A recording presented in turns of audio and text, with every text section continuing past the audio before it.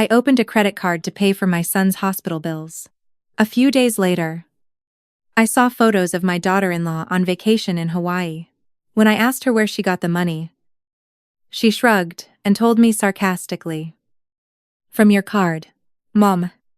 Don't worry. I only spent about $50.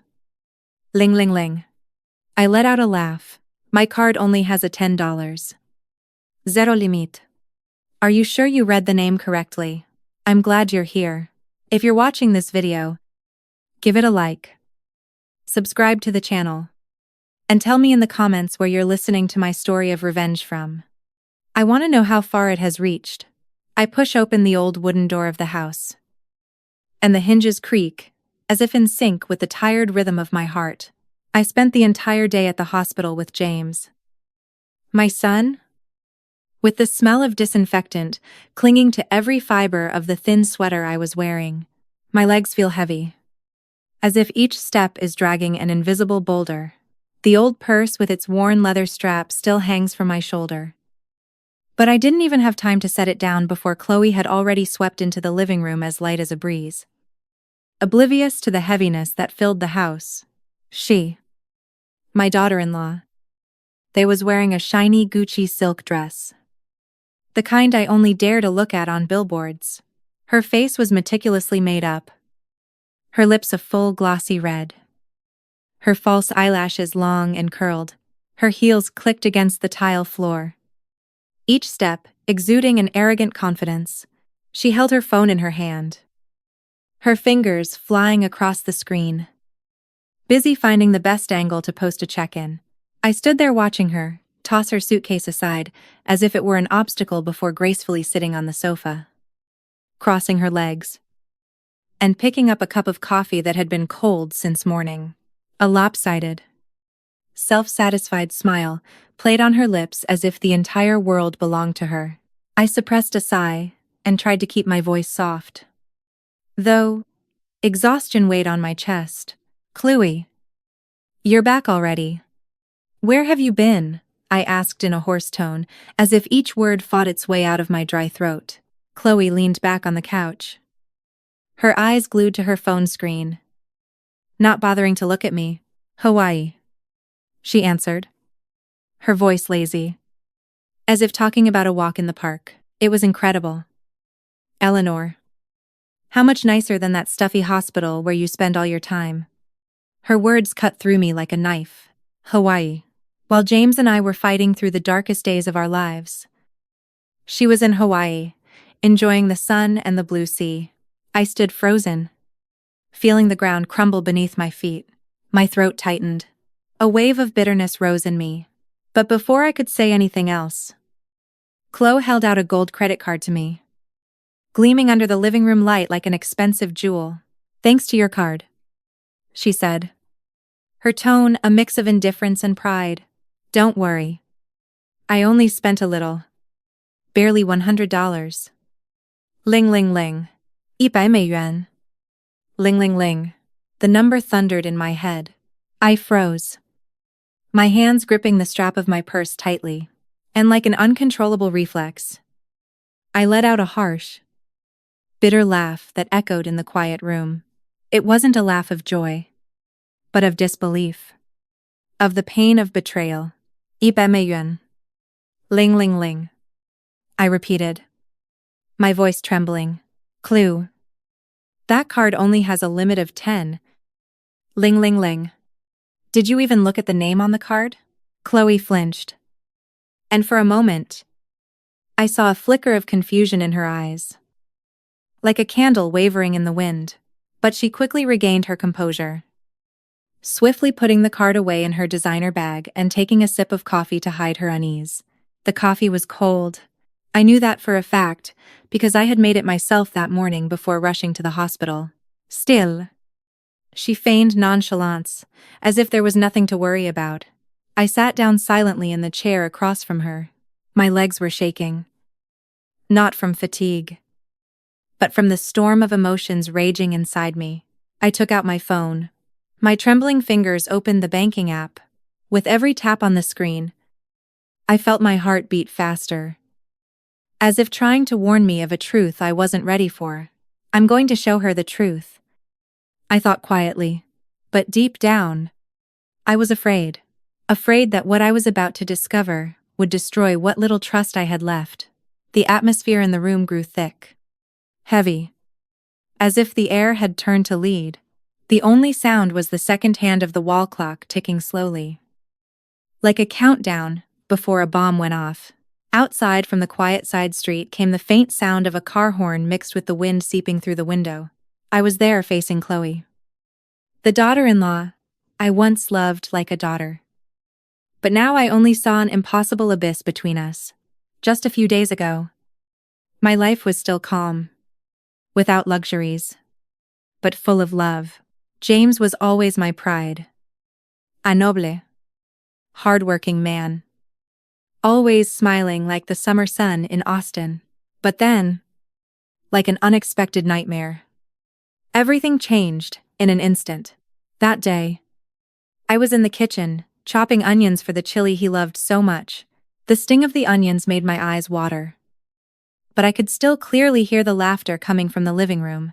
James was telling Chloe about a difficult client at his firm, his voice full of life mixed with her soft laugh. I smiled, thinking that even if life was hard, as long as they were happy, I would be too. But suddenly, the laughter stopped. A heavy thud echoed as if something had fallen hard to the floor.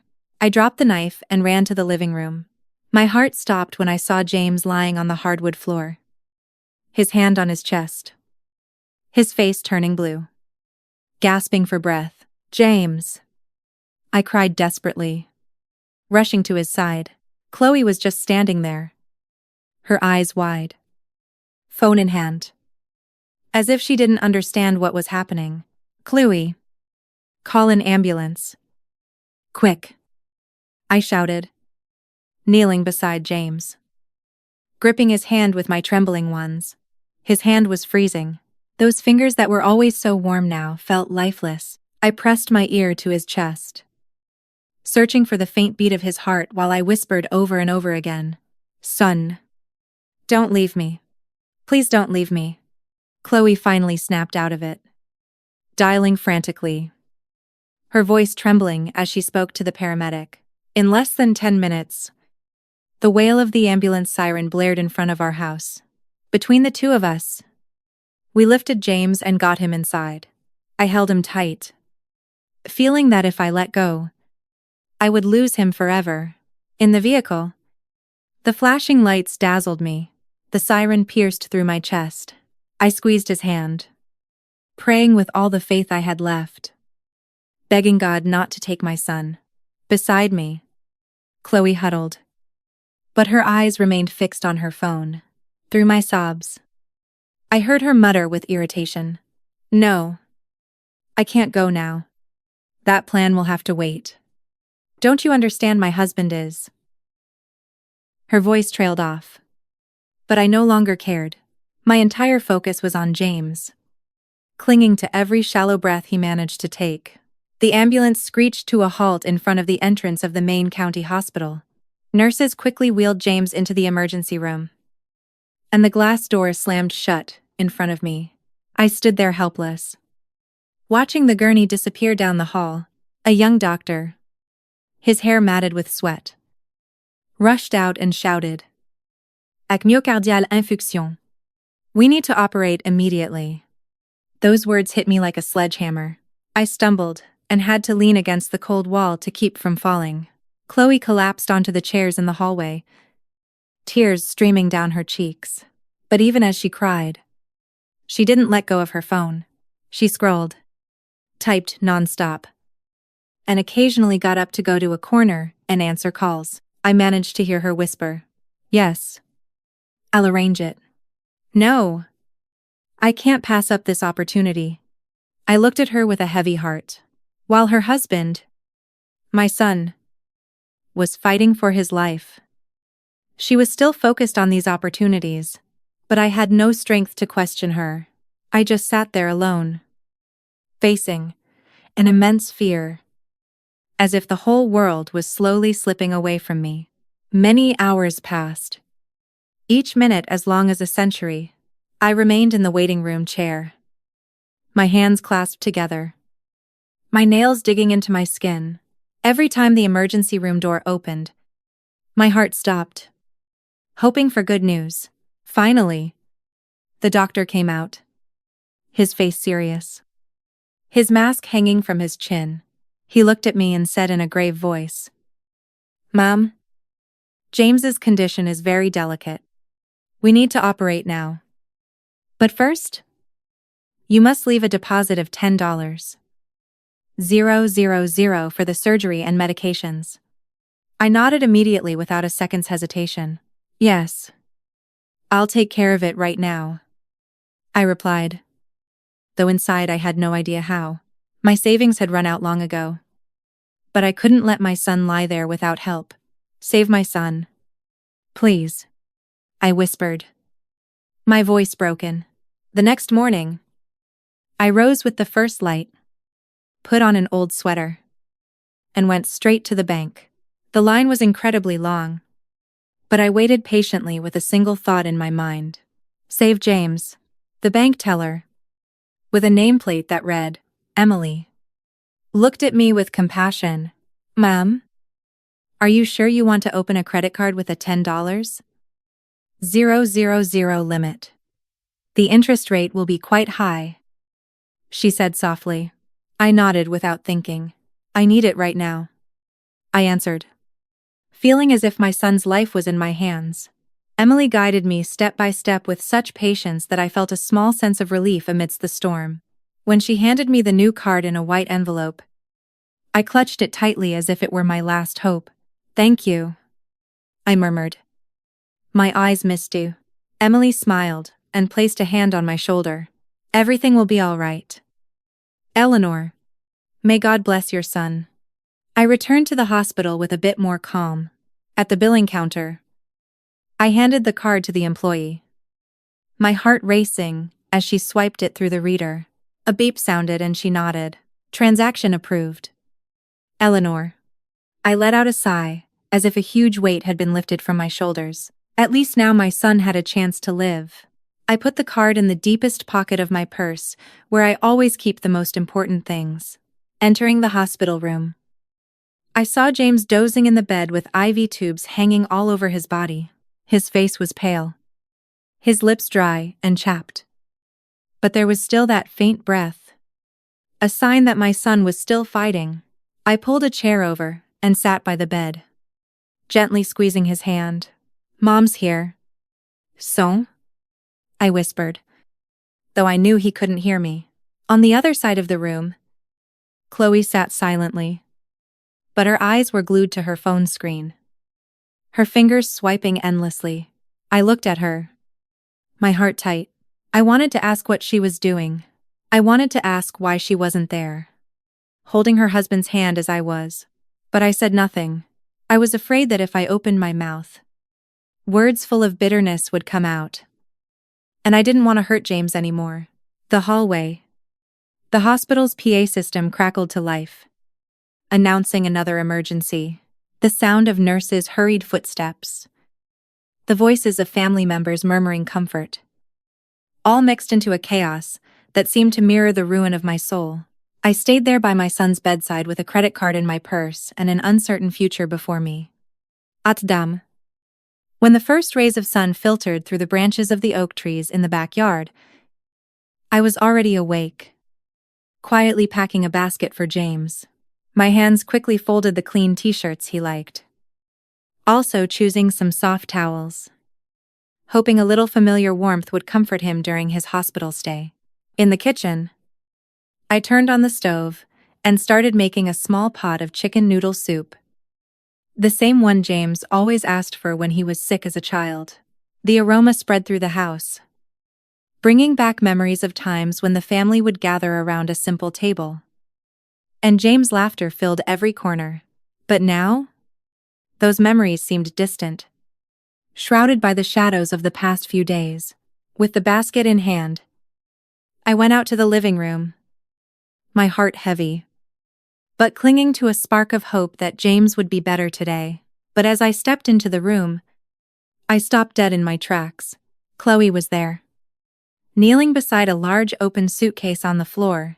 Designer clothes, shiny heels, expensive cosmetics were scattered everywhere, as if she were emptying an entire boutique.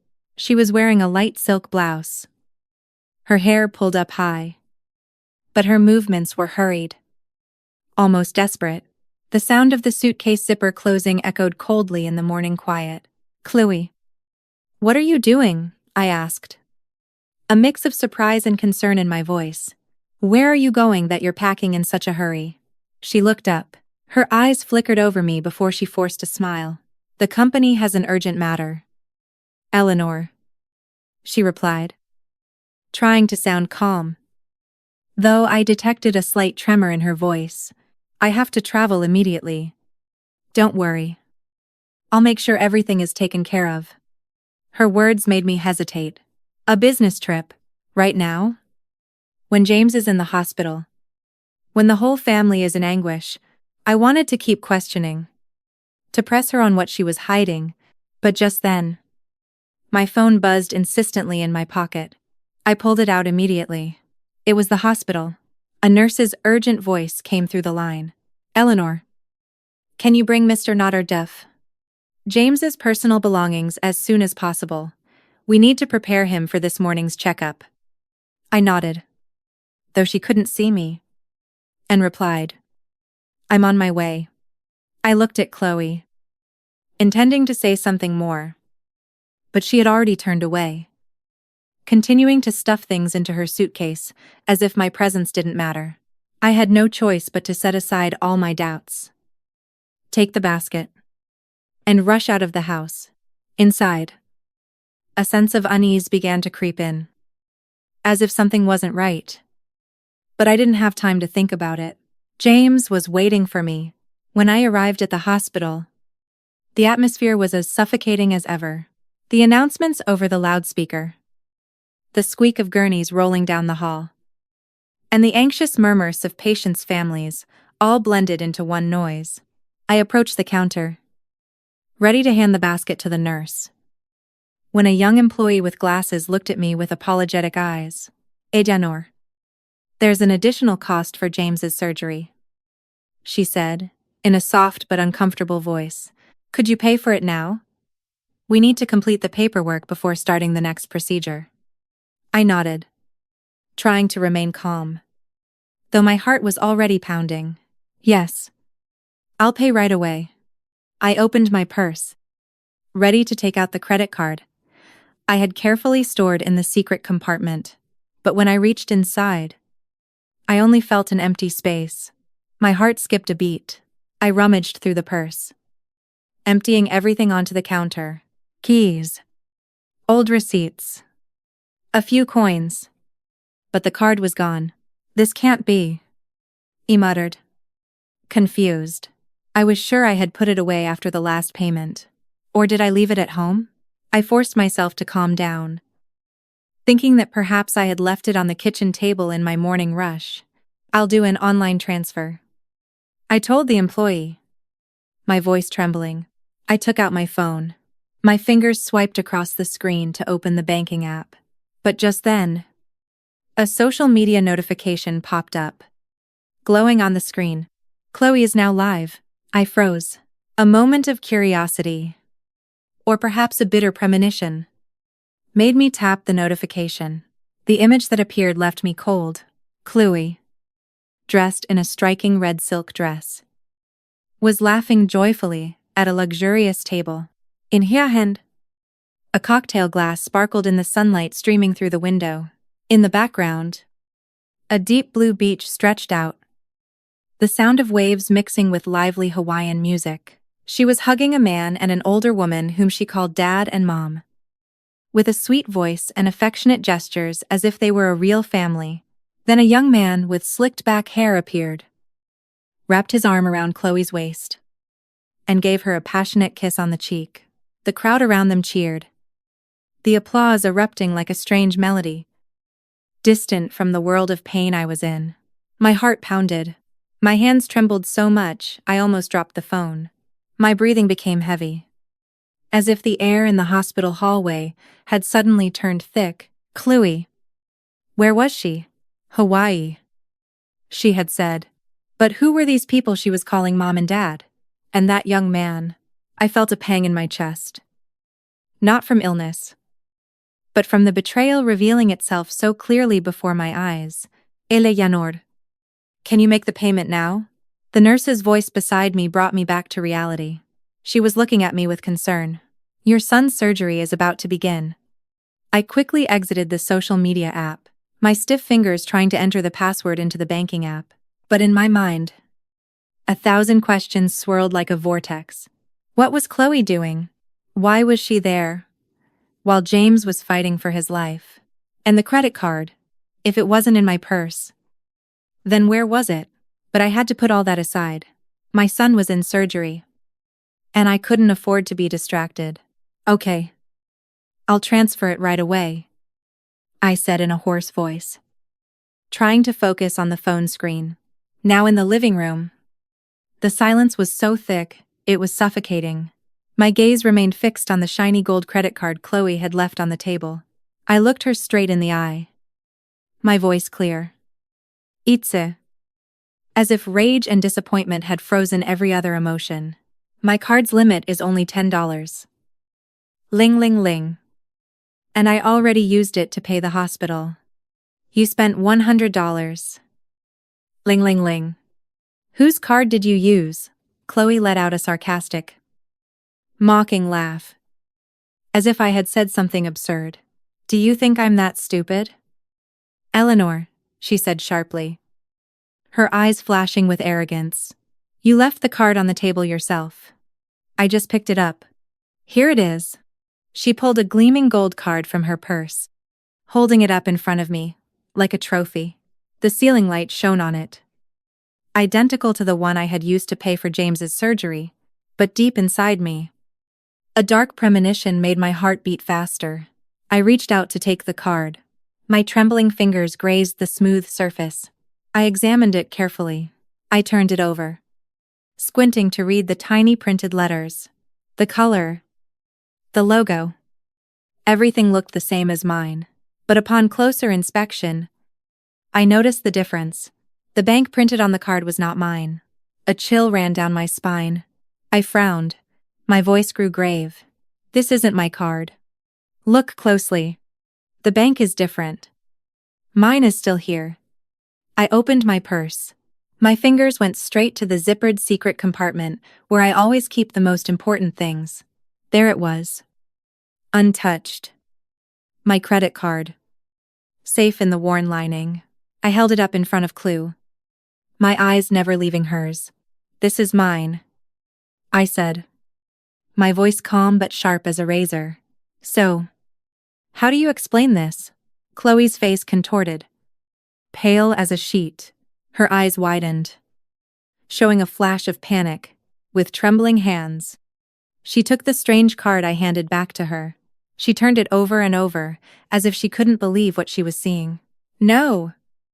It can't be, she stammered, her voice breaking. Then whose card did I use? Her question sounded like a desperate whisper. Not directed at me, but at herself. Suddenly, Chloe became frantic. She emptied her entire purse onto the floor. Lipsticks rolled away. An eyeshadow palette shattered. Shopping receipts flew everywhere. I stood there watching her rummage through everything like a mad woman. But the truth was undeniable. My card was still in my hands, and that other gold card was proof of a secret I didn't yet fully understand. My heart pounded. Not from anger, but from a deeper pain.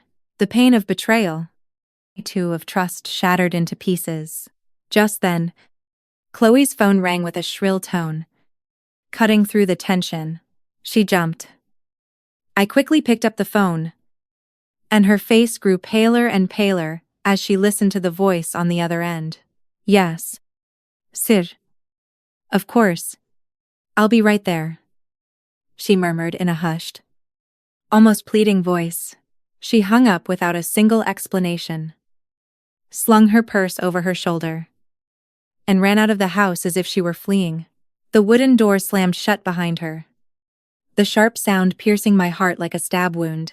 The strange gleaming gold card was left alone on the table, shining under the light like a silent challenge. About 2 hours later, while I was folding James's clean clothes, the front door burst open. I looked up, and my heart skipped a beat as I saw Chloe stumbling in. Her face was distraught. Her mascara streaked in long black lines down her cheeks, her eyes swollen as if she had cried herself empty. The once dazzling Gucci silk dress was now wrinkled, her hair a mess, and all the arrogance from the morning was gone. As soon as she saw me, she collapsed into the nearest chair, covered her face, and broke into choked sobs that filled the silent room. I left the pile of clothes on the table and approached slowly, my voice calm, but with a knot in my chest. "What happened at work?" "Chloe," I asked, trying to keep my voice from trembling. Though doubt and pain weighed on my soul, she looked up, her eyes red, and spoke in broken phrases, as if each word was a struggle. "Eleanor, I didn't mean to. I swear. I thought it was your card." Her voice trembled, mixed with sobs. I crossed my arms and waited in silence, not interrupting, but not offering comfort just yet.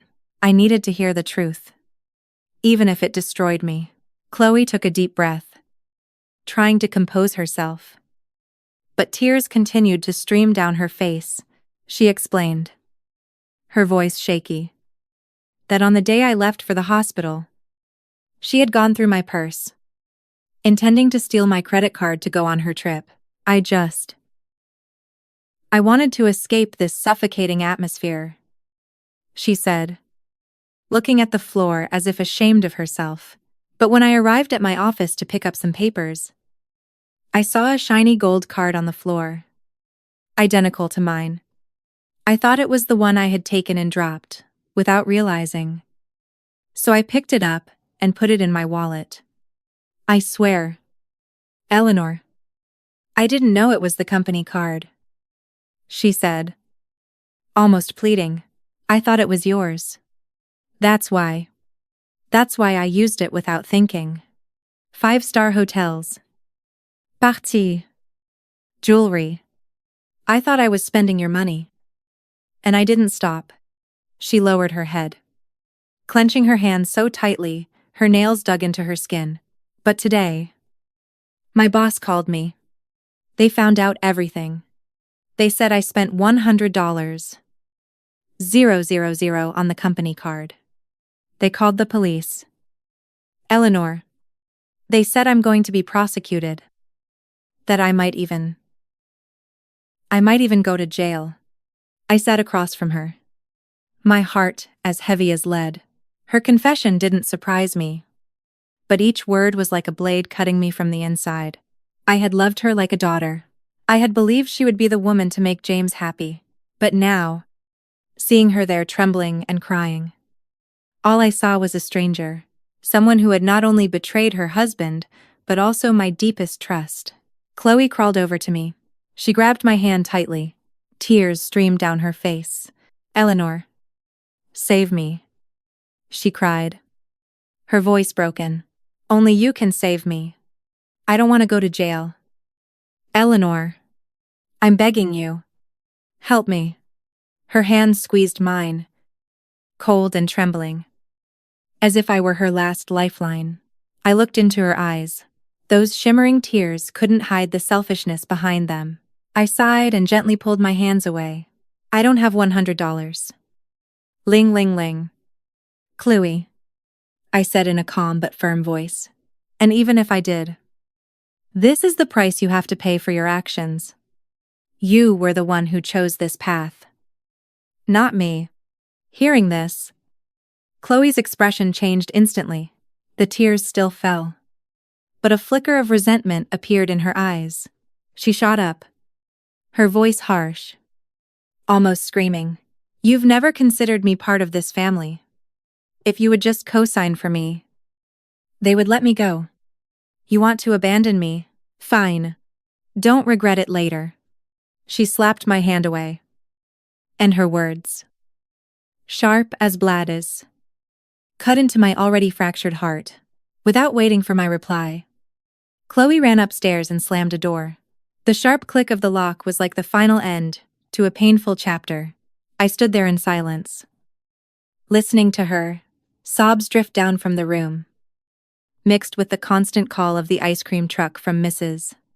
Peterson's route down the street. That everyday sound, once a part of this home's peace, now only filled me with sadness. It contrasted sharply with the hurricane that had just erupted, leaving me alone among the broken pieces of my family. The next morning, I got up early and packed a basket of food for James. A pot of hot chicken soup, some biscuits wrapped in foil, and a picture of the orange juice my son always liked. I wanted to bring him a little warmth from home, hoping those familiar flavors would make him feel closer to his family. Even just a little. Amidst those cold days in the hospital, every time I wrapped a biscuit, I remembered those nights when James would sit at the kitchen table. He'd eat while telling me about his day at work, his eyes shining like a child's. But now those memories just weighed heavier on my heart. I took the basket and went out to the yard, ready to go to the hospital. As soon as I opened the iron gate with its usual creak, I saw Mrs. Peterson, the neighbor who sold popsicles from her cart. Passing by, she stopped, looked at me with her kind eyes. But her gaze held a hint of hesitation, as if she didn't know whether she should speak. "Eleanor," she said hesitantly, "there's something that's been bothering me, and I don't know if I should tell you." I stood still, feeling the basket grow heavier in my hands. "What is it?" "Mrs. Peterson," I asked softly. Although a bad feeling was already starting to grow inside me, I knew she wasn't one to gossip. So if she was speaking up, it had to be important. She lowered her voice, whispering as if afraid someone might hear. "Last week, I went to the mall to buy a few things. By chance, I saw your daughter-in-law, Chloe. She was with a young man, very elegant, with slicked back hair and a watch that sparkled. Chloe is holding his arm, laughing and calling him honey, as if they were a real couple." She paused, looking at me with compassionate eyes. There was also a couple our age with them. They went into a jewelry store, and the woman was pointing at diamond necklaces and rings. But what I saw was that it was always Chloe who took out the card to pay. Every word from Mrs. Peterson landed like a hammer blow to my chest. I stood still, feeling the air around me suddenly turn thick. Impossible to breathe. The image of Chloe in the live video from Hawaii flashed clearly in my mind. Her radiant smile, the way she hung on the arm of an older couple and called them mom and dad, and the young man who hugged her by the waist and gave her a kiss on the cheek amidst the cheers of the crowd. I had tried to ignore it, to convince myself that maybe I had misinterpreted it. But now Mrs. Peterson's words were like a sharp knife, shattering any illusion I had left. "Mrs. Peterson, are you sure?" I asked with a trembling voice, though deep down I already knew the answer. I took out my phone. My fingers shook as I reopened the video Chloe had posted. Her image on the beach in Hawaii appeared with that arrogant smile and eyes shining under the sun. I showed the phone to Mrs. Peterson. My heart pounded in my chest. These are the ones you saw, right?" Mrs. Peterson squinted to get a better look, and then nodded firmly. "Yes, that's them. The couple I saw at the mall is the same one in this video." She shook her head, her voice full of sympathy. "I don't want to cause you pain, Eleanor, but I thought you should know. Your daughter-in-law is not only running around, but she's also spending money like it's nothing. And I doubt it's hers." I gripped the phone tightly, feeling my hand tremble uncontrollably. The image of the young man hugging Chloe and that passionate kiss on her cheek appeared vividly like a wound that wouldn't stop bleeding. I wanted to scream, to run and confront Chloe immediately. But I just stood there motionless in the middle of the yard. The wind rustled the leaves of the oak tree, carrying the morning chill. In my mind, the pieces were beginning to fit together, painting a painful picture. My daughter-in-law, whom I had considered a daughter, had not only abandoned James when my son was fighting for his life, but was also openly cheating on him, even supporting her lover's family. Mrs. Peterson, thank you for telling me, I whispered in a hoarse voice. I need time to think. She placed a hand on my shoulder, her gaze full of understanding for my pain. You are very strong, Eleanor, she said in a warm voice. James needs you. Don't let this break you. Then she shook her head sadly and continued on her way with her cart, her little bell jingling in the morning breeze. A simple sound that felt so distant to my shattered heart. I closed the gate. The creak sounded like a reminder of reality. I gripped the handle of the bag tightly, feeling it was the only thing keeping me upright. I walked quickly towards the street, my soul heavy, but not allowing myself to stop. James was waiting for me at the hospital. And now, more than ever, I knew I had to be strong, not just for me, but for my son, who had suffered too much without even knowing it.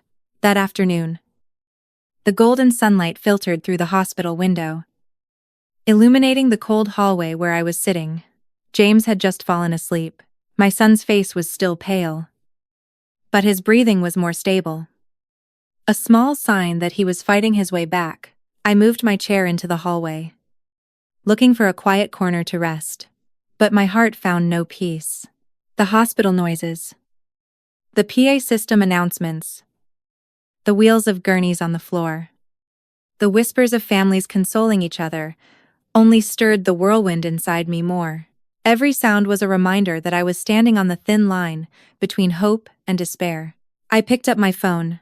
I ran my fingers across the screen, not to kill time, but because a decision was burning inside me.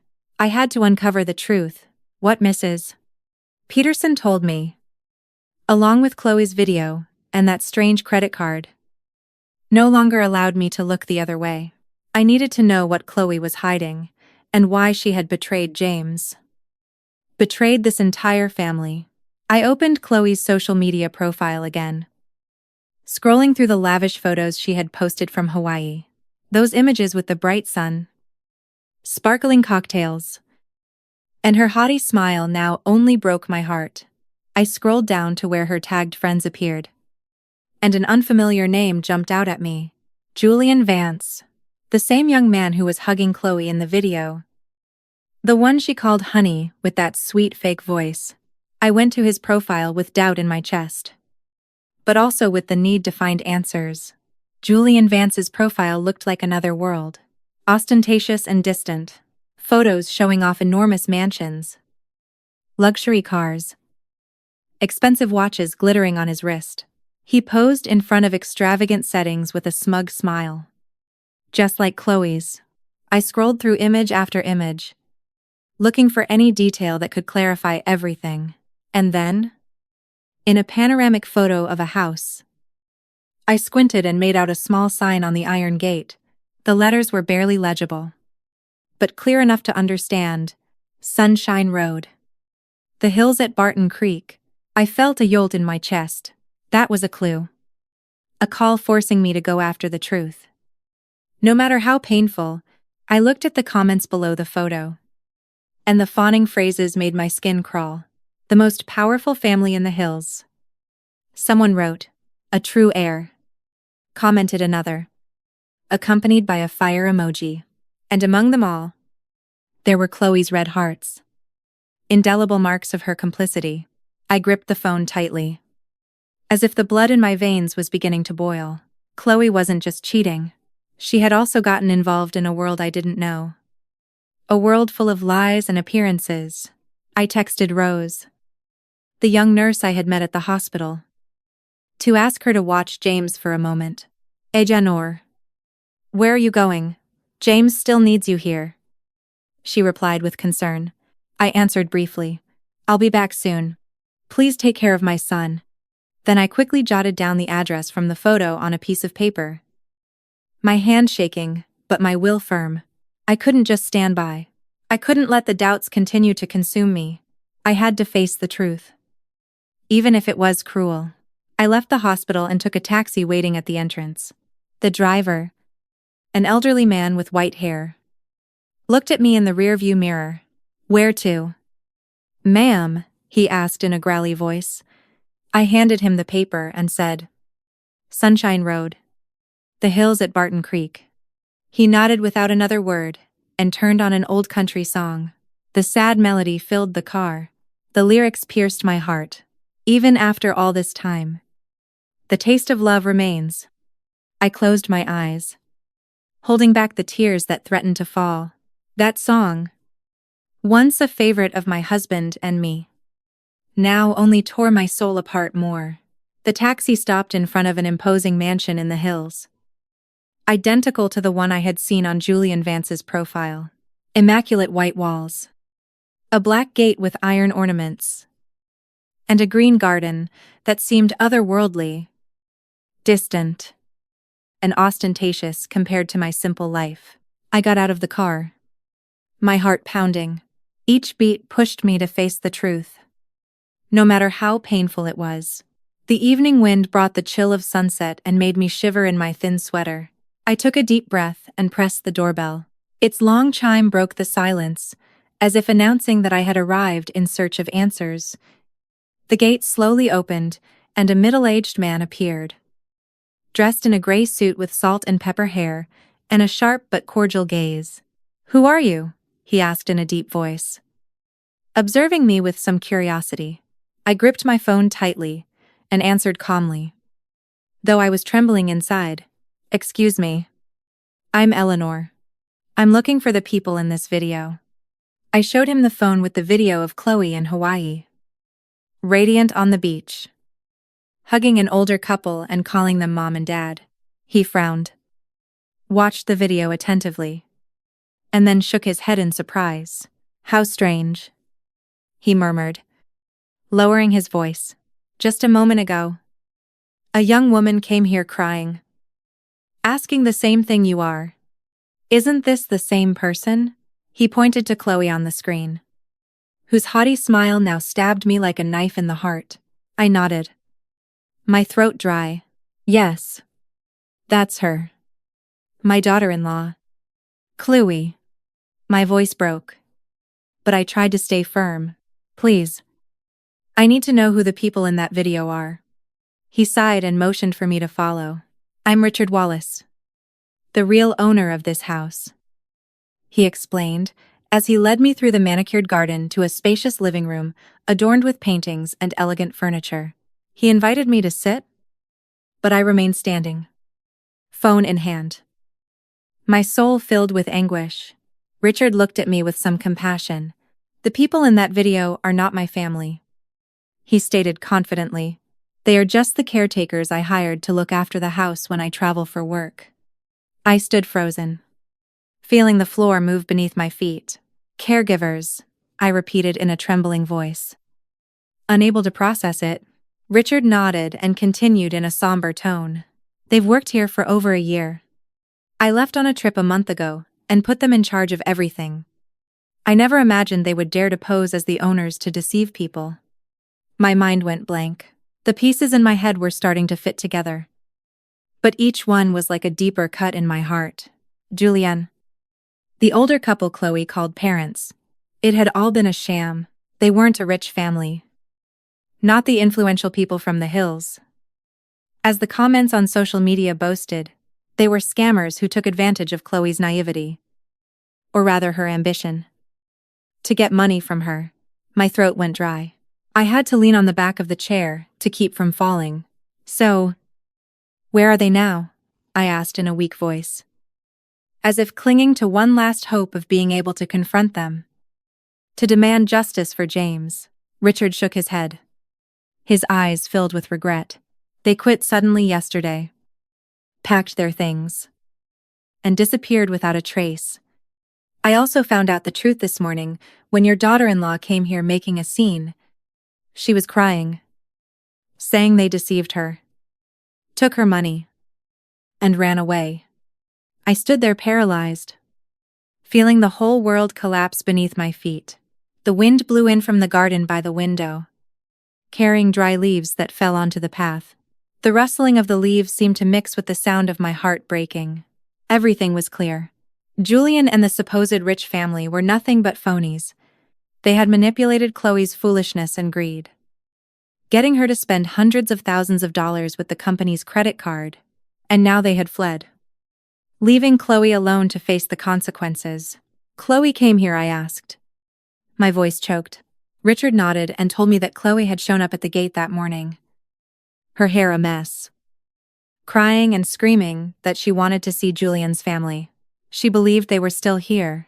She thought they would help her out of her problems with the company.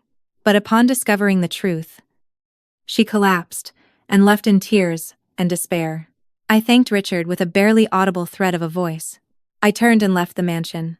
Each step felt as heavy as if I were dragging a huge rock. The sunset painted the deserted road red, stretching my lonely shadow on the sidewalk. I knew that by now Chloe had also discovered the true face of those she had trusted so much. But it was too late. She had dug her own grave. And no matter how much pain I felt, I could not save her from her own mistakes. The next morning, sunbeams filtered through the hospital curtains, illuminating James's pale face as he slept soundly in the bed. I was by his side, holding his hand tightly, still trembling after so many days of anguish. When Dr. Herrera came out of the operating room, he took off his mask and smiled at me. I felt as if a world of weight had suddenly been lifted off me. The surgery was very successful. Eleanor, he said in a calm voice, he will recover soon. He just needs to rest and be kept under observation. I burst into tears. Tears streamed down my cheeks, not of pain, but of overwhelming relief. I hugged Rose, the nurse who was next to me, whispering my thanks, as if she too were part of the miracle that had kept James with me. When James woke up, his eyes opened wide, looking at me with a bit of confusion. "Mom," he whispered, his voice weak, but full of affection. I squeezed his hand and smiled, though inside I still carried the weight of the secrets I held. "I'm here, son," I said, trying to keep my voice soft. "You're going to be okay." The doctor allowed James to leave the hospital at noon, on the condition that he get absolute rest at home. I packed everything from clean clothes to a picture of orange juice, telling myself silently that as long as James recovered, I could overcome any difficulty.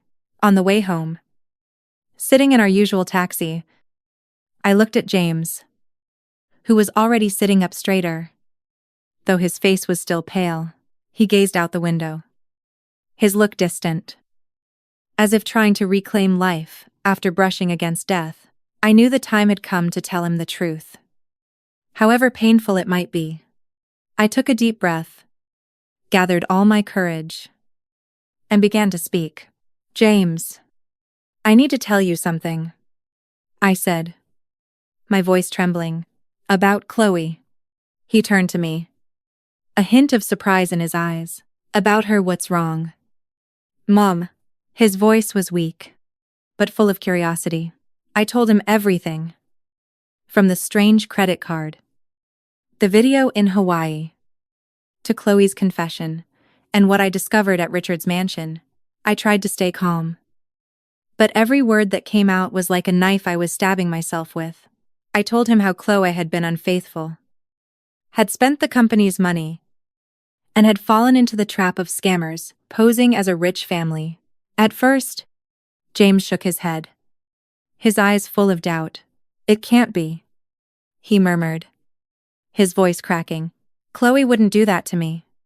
I saw his gaze waver, as if he were trying to hold on to the last spark of faith in the woman he loved. Silently, I took out my phone and played the fateful video. Chloe, radiant on the screen, embraced by a strange couple and a young man kissing her cheek. I handed him the phone and felt my heart break when I saw James's face turn even paler than it was after the surgery. He closed his eyes, and a single tear rolled down his cheek. Silent like a farewell to the happy days that would never return. "Forgive me, Mom," James whispered. His voice choked. "I didn't see. I didn't know." I squeezed his hand, wanting to give him some strength. "It's not your fault," I said, my voice trembling. "I just want you to know the truth, so you can move on." But inside, the pain was tearing me apart. I had wanted to protect James from all suffering, and now I was the one delivering this blow. The taxi stopped in front of the house's gate, which was already open and creaking in the afternoon wind. I helped James get out. But as soon as we stepped into the yard, I saw Chloe sitting on the steps. Her hair was messy, her silk dress wrinkled, and her eyes were sunken as if she hadn't slept all night. She looked up, saw James, and immediately ran to him, falling to her knees in front of my son, grabbing his hands in desperation. "Honey, please save me," she sobbed, her voice broken by hiccups. "The company fired me. They're demanding I pay back the full $100. Ling ling ling then I'm about to face a lawsuit. I have nowhere to go." I took a step back, watching silently, my heart cold. James looked at Chloe, and in his eyes, there was no longer love, only an icy resolve I had never seen in him.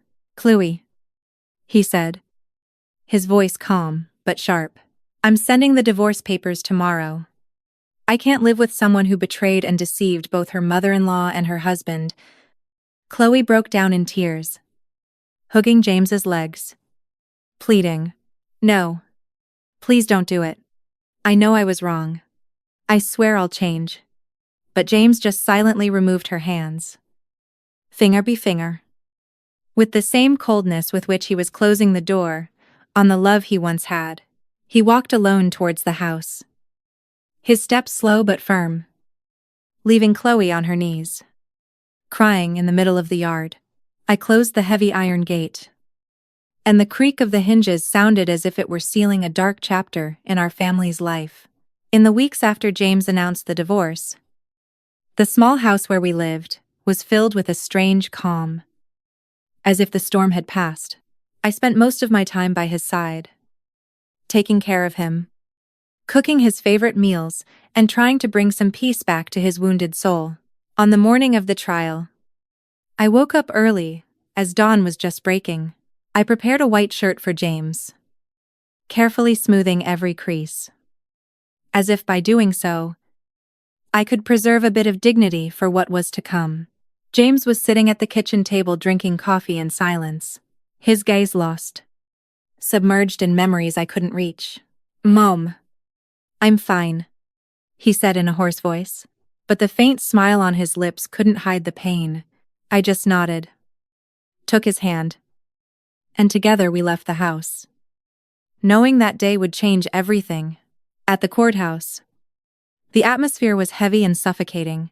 The long hallways lit by cold fluorescent lights made my skin crawl. James and I sat in the front row in silence, waiting for the hearing to begin. When the door opened and a bailiff escorted Chloe in, I felt a knot in my chest. She was no longer the arrogant woman in Gucci dresses with a haughty smile.